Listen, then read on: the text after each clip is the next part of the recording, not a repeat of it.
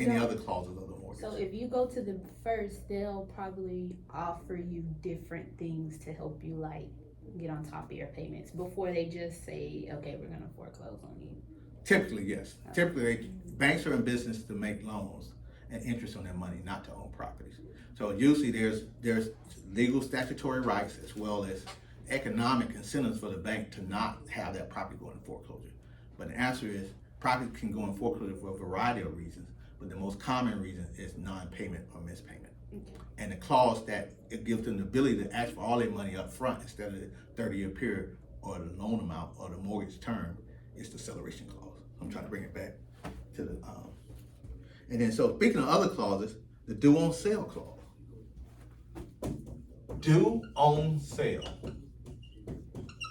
The due on sale clause states that if you transfer ownership to the property, the entire balance is due. So meaning just as a seller sells the property and gets his money and proceeds from the property, the bank says we want to get paid too. So if you transfer it, if you sell a property to a new buyer, let him get let him or her get their own financing and give you enough so you can have your net profit and plus enough to pay our loan off.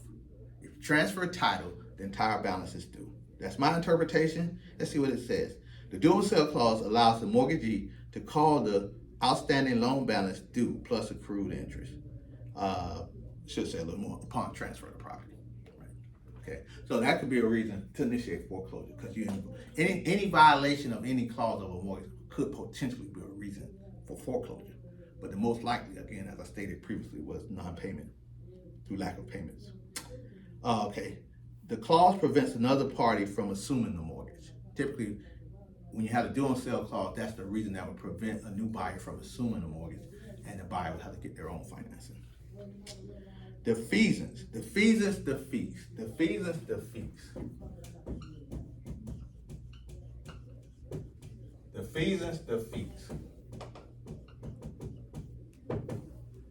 defeasance clause, it stops the lender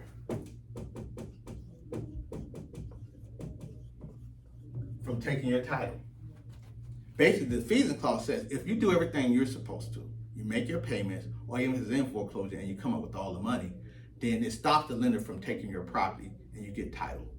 Well, you would already have title. You would retain title, and it would cancel the foreclosure proceedings.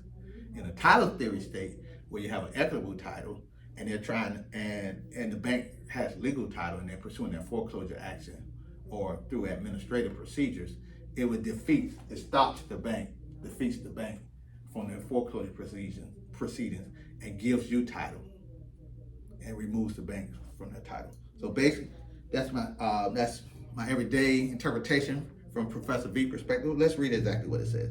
The defeasance title clause in title theory state requires the lender to convey legal title to the borrower once the debt is repaid. In lien theory state, this clause requires the lender to release the mortgage where the debt is repaid. The borrower still must live up to their obligations and repay the money, but once it's done, it stops the lender either A, from having legal title and gives legal title to the borrower, or in a lien theory state, it removes that lien and cancels that foreclosure proceeding. Okay, defeasance stops the lender. Moving on, those are some of the key clauses that may be test worthy: acceleration, due on sale, defeasance, and then we're gonna shift gears a little bit. And could you read me the next highlighted item?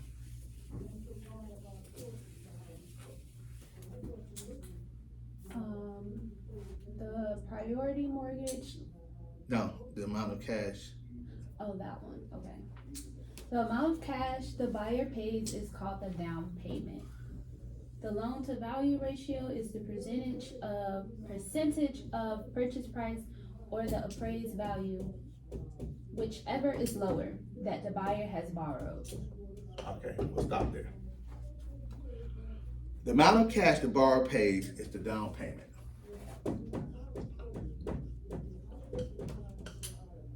The LTV is the percentage borrowed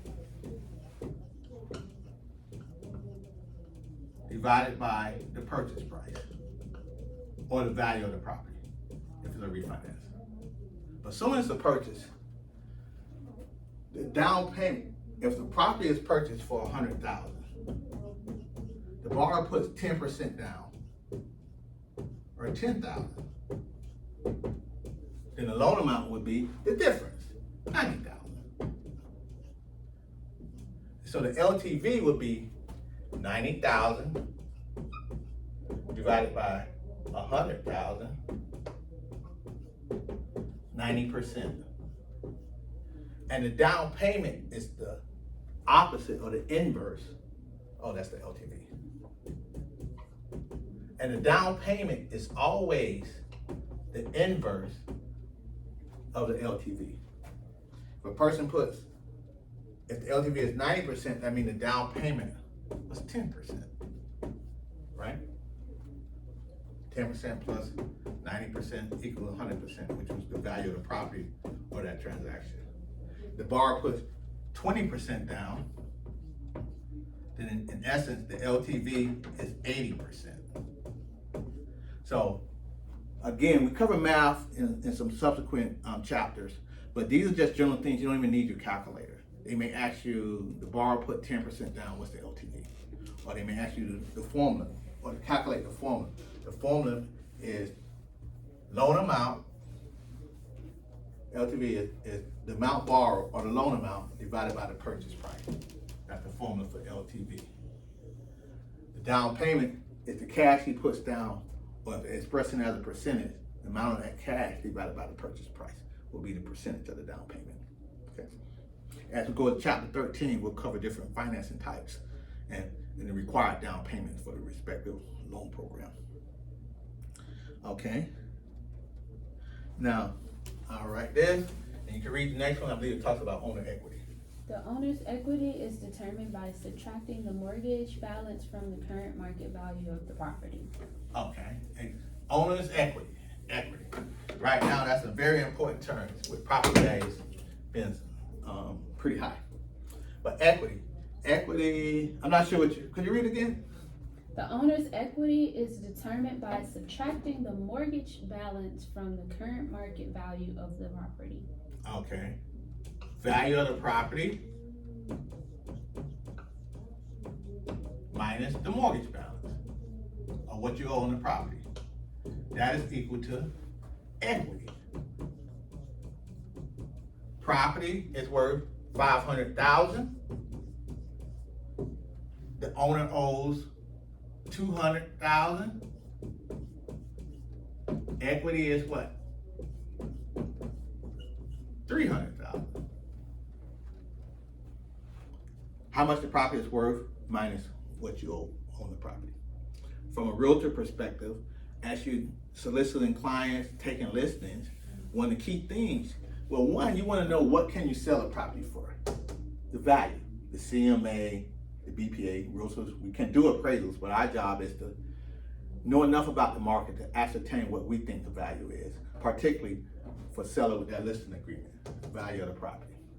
One of the other things, although we're not a title company where we get payoffs, things of that nature, but it would be nice to know from Mr. Seller, how much do you owe on the property? Why? Because once you take their listing, based upon what you think it will sell for, the probable sales for, you will be able to give the seller a net sheet, and there's some other costs, closing costs, things of that nature, of how much money he's going to have in his hand after the sale, and of course after your commission.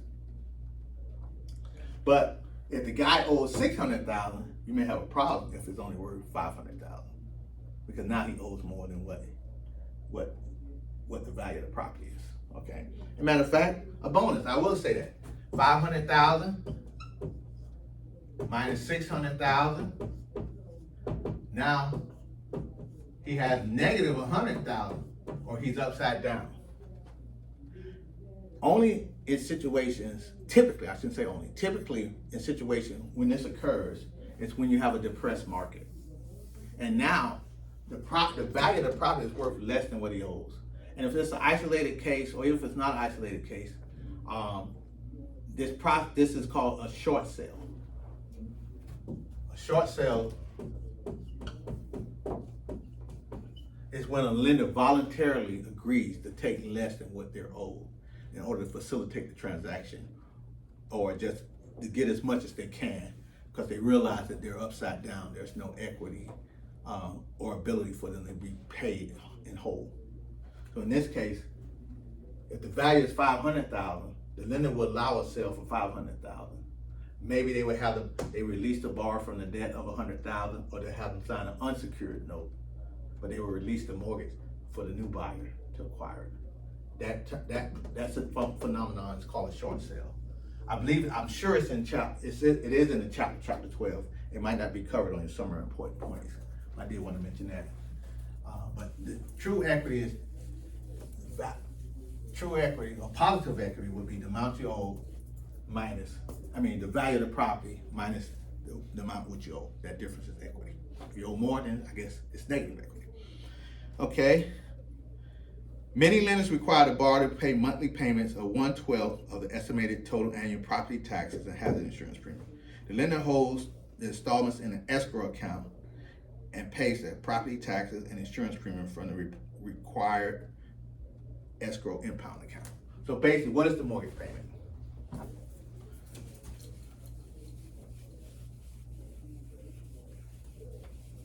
The mortgage payment typically is P-I-T-I, pity. This P&I is principal and interest. And all my students may not have bought a house before, but most have bought a car, student loan, borrowed money. Anytime you borrow money, typically you gotta pay back the money you borrowed, the principal, and the interest associated with the cost of borrowing, the interest. With mortgages, typically, two other things are involved in that mortgage payment: taxes and insurance. The T stands for taxes. The mortgage company collects 1/12 of the taxes. And then in the instruction, what does it say? Taxes are paid monthly, or how are they paid? Yearly. Yearly, right. So the bank is collecting 1/12, and when the taxes come out in the state of Florida, taxes come out in November, actually. The mortgage company will pay, they will have enough money in the pot to pay the taxes at one time yearly. Mm-hmm. And some people can pay the insurance, and then the I stands for insurance. And they collect 1/12 of the insurance premium. Now, the mortgage company could pay the insurance monthly, but you get better, more favorable premiums when you pay your insurance annually. So whenever your insurance is due, the mortgage company would take from that account and pay the insurance, because they're collecting 1/12. They'll pay your annual insurance, they'll pay your annual taxes. This part the PI goes towards the repayment of the loan, principal and interest, and this account is called an escrow impound account. You may have a question, or impound account. What is an impound account? That is the account collected by the mortgage loan servicer on behalf of the customer to pay their taxes and their insurance. Right. Okay. And what is the mortgage payment? PITI. So, okay, can you read the next clause? Discount points are upfront charge paid at closing to increase the lender's yield. One discount point is equal to 1% of the loan amount. Each discount point increases the yield by about 1/8 of 1%. Wow, tough concept. My students always struggle with points, discount points. We'll cover it again in math, but what are points? Well, two things, and that one was highlighted, and then there's also discount points. We say points. The state defines points two ways in this chapter. One definition is points are loan origination fees.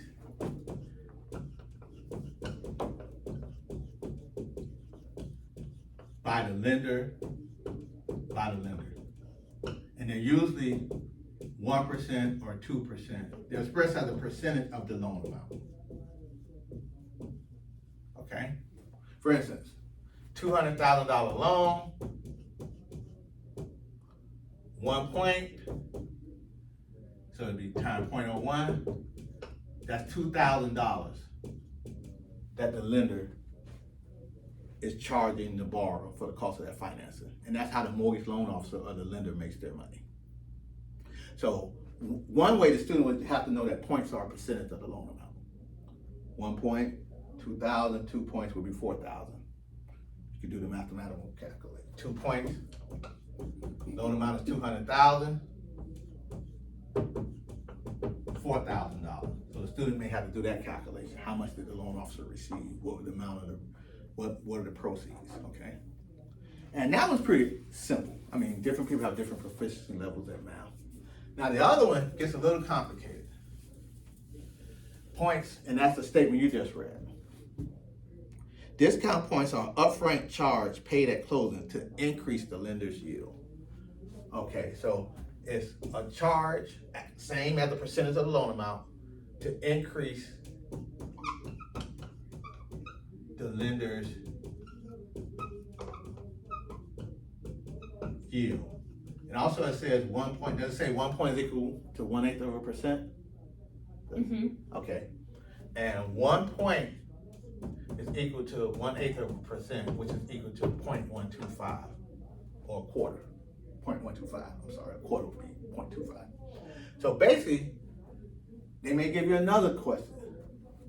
This lender charged 6%, 0 points. This lender charged 6%, 2 points. This lender charged 6 1/4.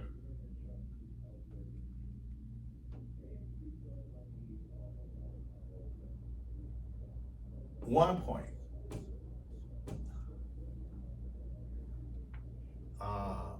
And I say this one 6%, 3 points.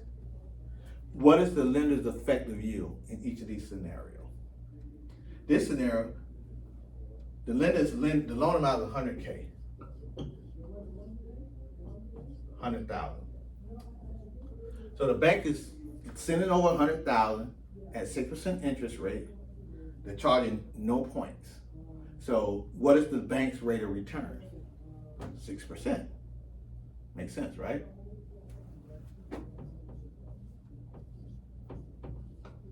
But here, $100,000 loan amount, the lender is charging 3 points. So in actuality, the lender is not even sending over a check for $100,000 to the title company. The lender is sending over a check for $97,000, right? Because they're taking out their 3 points, right? But the borrower is going to sign an IOU, a promissory note. I promise to pay you back $100,000 at 6% for 30 years, etc. So while this lender sent over a check for $100,000 with a note rate of 6%, this lender's yield will be 6%. This lender yield, it's going to be higher than 6% because he never sent over a check for $100,000. So his yield will be 1 point is equal to 1/8. He charged 3 points, so his yield is 6 3/8, or 6.375. The borrower is paying back at a 6% rate as per the note, but he's paying back $100,000, even though the lender only sent over a check for $97,000. So that's what it means. Points are charged to increase the lender's yield. And since they're charging it, they're taking it out when they send over the check to the title company. For us, as the student, you just have to know 1 point is equal to 1/8 and compute the lender's yield. In this example,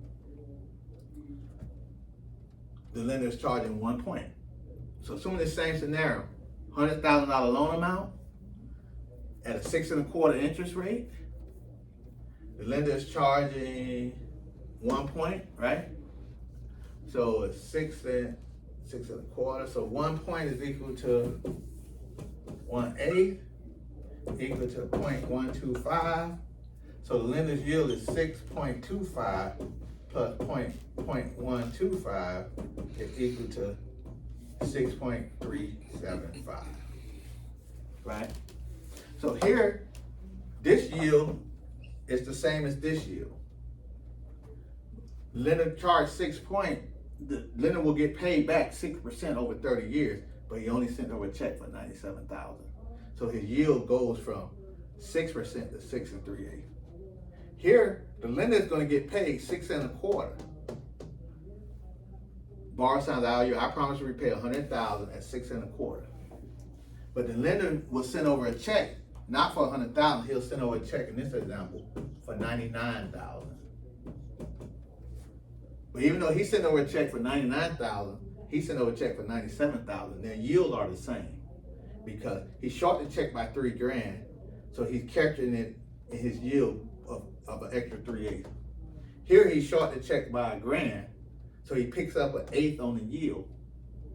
But he's being repaid on 6 1/4 over the life of loan, while this scenario he'll be repaid at 6%. Okay. So a little more between the handwriting and the illustration. I'm not sure with your proficiency, and I'm certain my students in cyber world, but the key thing is 1 point is equal to 1/8.